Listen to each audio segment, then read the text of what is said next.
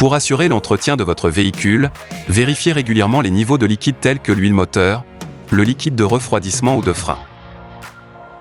Notez que le contrôle des niveaux de liquide doit s'effectuer sur un terrain plat, moteur arrêté et froid.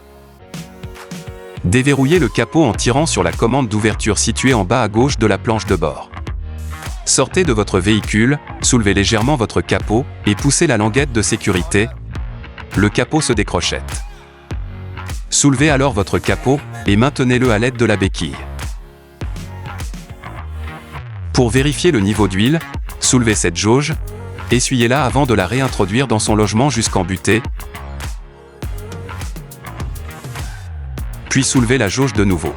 Le niveau d'huile doit se trouver entre les indicateurs mini et maxi. Si le niveau est en dessous du minimum, il faut le réajuster avec une huile ayant les mêmes caractéristiques.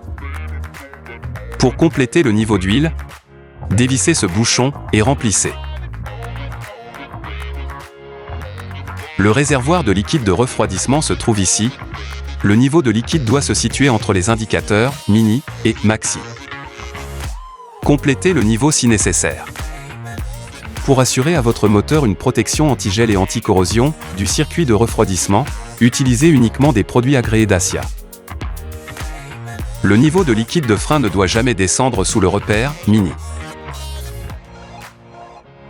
Pour le réajustement du niveau ou toute intervention sur le système hydraulique, il est préférable de s'adresser à un professionnel. Le réservoir de lave-vitre se trouve ici. Pour le remplir, ouvrez le bouchon et remplissez-le jusqu'à ce que le liquide apparaisse.